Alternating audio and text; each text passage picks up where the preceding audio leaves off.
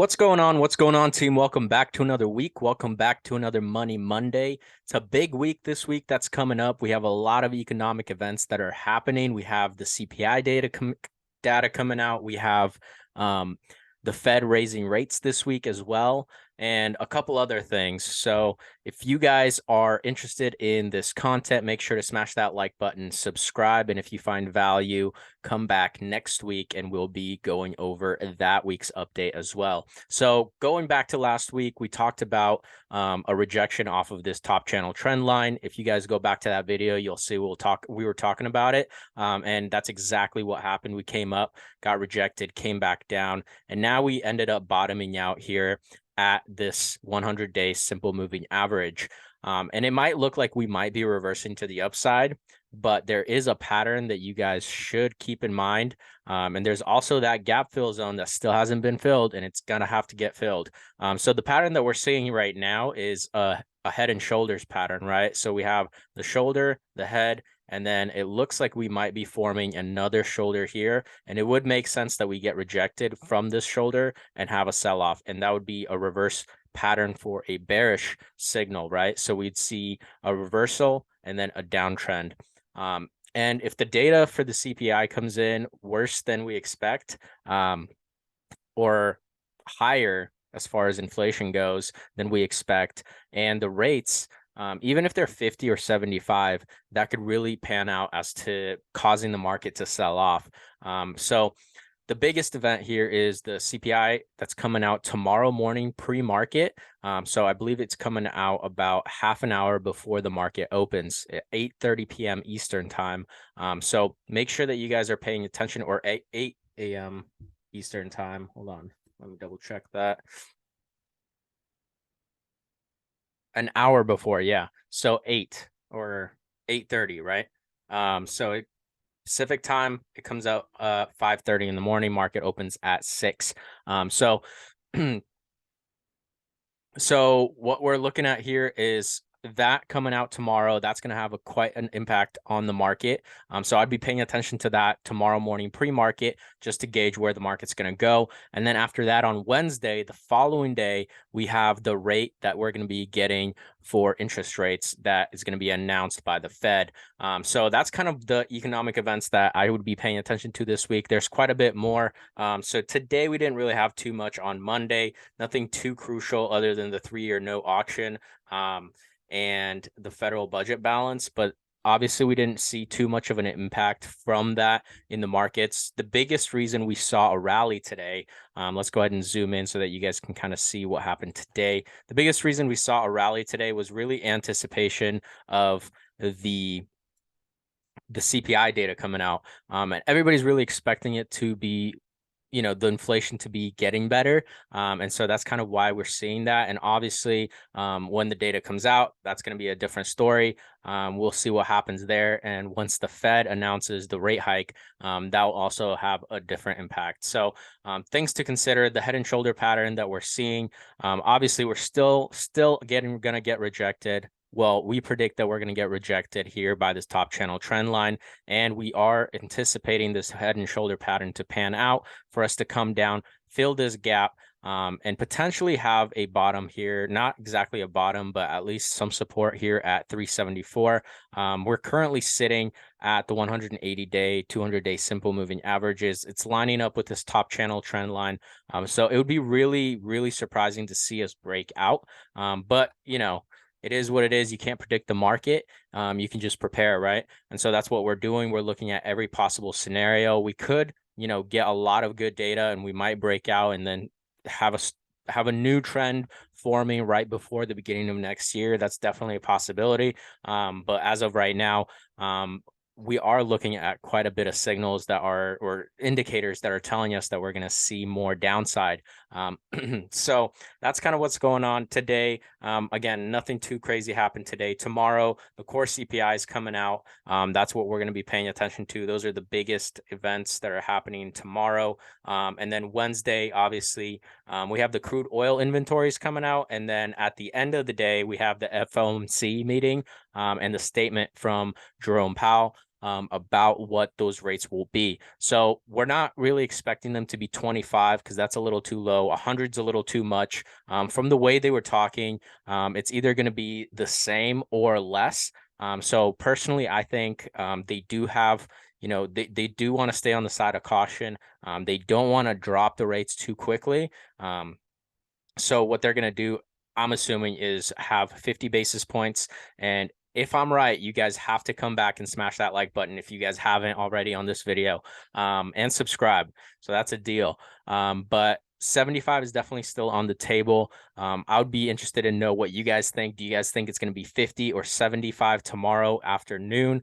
Drop that in the comments below. I really am curious to see what kind of the sentiment is with everyone. And then that's Wednesday. Thursday, what we really have is core retail sales coming out and initial jobless claims.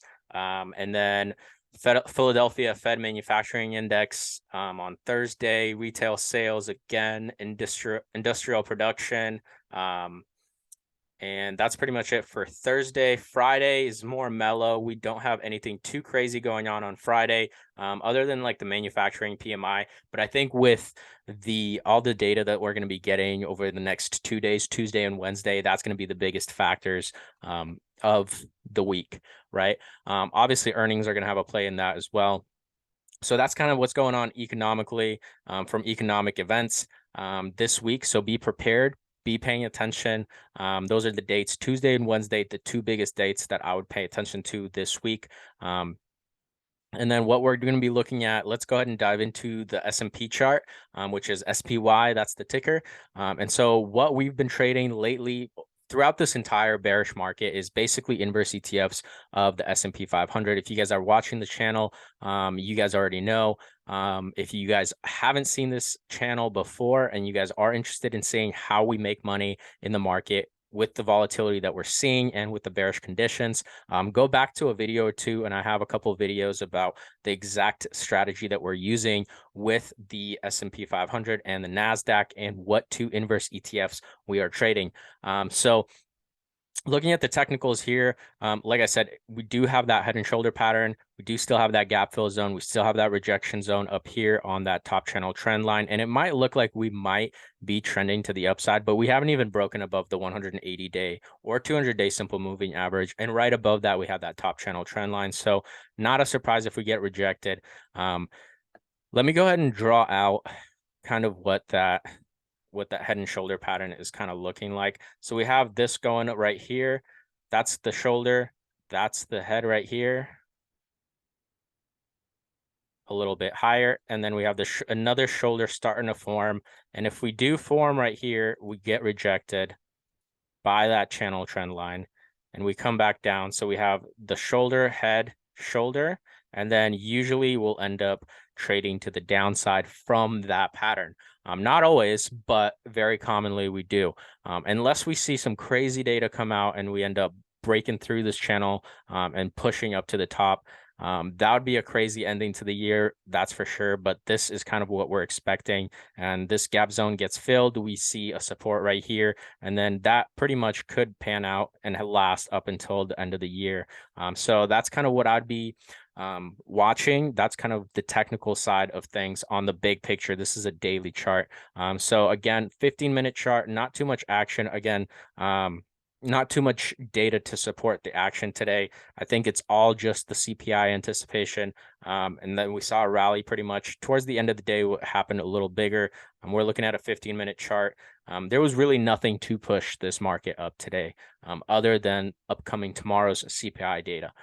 So let me know what you guys think about tomorrow's data. Is it going to be higher than expected or lower than expected? Do you think inflation is bottoming out, or do you think, or peaking out, or bottoming out, or whatever you want to call it? Or do you think we still have ways to go? Drop that in the comments. Let me know. I'd be curious to know what the sentiment is with that as well, not just the interest rate hikes, but I guess that would tell me about that too. So that's pretty much it for this week. That's the pattern we're watching.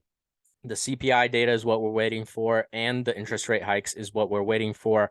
My personal sentiment on it is going to be bearish. can the numbers be more positive than negative? And can it be better than what we expect? Yes, but in the grand scheme of things, I still think that we still have a lot of work to do before we start seeing a trend reversal or a pivot and getting us into a bullish trend again. So I think that's kind of what's going to be happening. With the big picture, that was the daily chart. I mean, we didn't even end up seeing a pullback on the daily chart that much. So I do anticipate that this is a little bit of people just getting too excited. And then once the numbers come out, I think we'll see a downtrend here on the RSI and a continuation here on the MACD. We still haven't seen the MACD cross yet.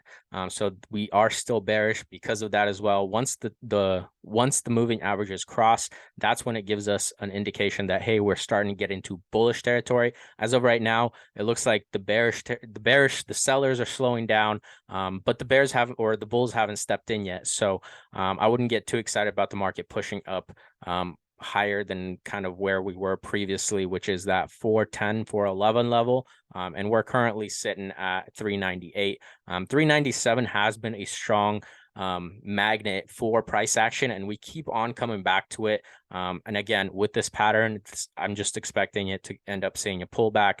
Once we bottom here, can we start seeing a push to the upside later on? Absolutely. But again, this gap does need to get filled.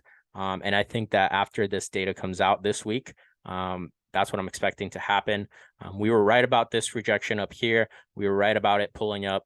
And then I do anticipate we might be correct about this rejection here again, if we even see it push up this high. So I'm looking at maybe 400, 402 on good sentiment. And then a rejection, and then a pullback back to that 397 level, and then a test probably, and then potentially a pullback down to 374, 373. So the levels on the downside, I would say, would be 374, 375, 373. To get that gap filled. I think that's where we're going to be headed. If it's even worse than we think it's going to be, we will probably test this 353, because that used to be a previous support. So that's the two levels on the downside. On the way up, we are at 397 right now. 397, 398, that general zone. And then on the way up again, we're testing that 410, 411. And then if we break that, which means that we are breaking out of that trend.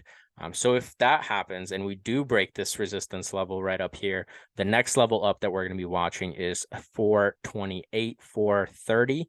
And then after that, that's pretty much going to be up to 437 to 440. And that's the two levels on the upside. That's the two levels on the downside.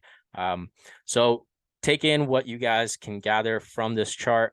Make sure you guys are recognizing these patterns. Make sure you guys understand that gaps do get filled. And just because people are getting excited ahead of the data being released does not shift the sentiment of the market in the big picture. We always encourage traders to look at the big picture before diving into the small picture, right? Because if we're looking at a 15-minute chart, it would seem that, we are bullish. We're going into being bullish. But on the grand scheme of things, we actually see a completely different picture on a daily chart. So hopefully this helped you guys. Hopefully this helped you guys. Hopefully you guys can take something away from this for this week. Be prepared for tomorrow's CPI data report, and be prepared for inflation data or the rate hikes to be coming out on Wednesday. And hopefully you guys can benefit from one of the videos that we talk about how to trade these volatile times. So hopefully you guys enjoy this. I'll see you guys on next week's Stock Talk. Make sure to like this video, subscribe, share it with a friend, and I'll see you guys next week.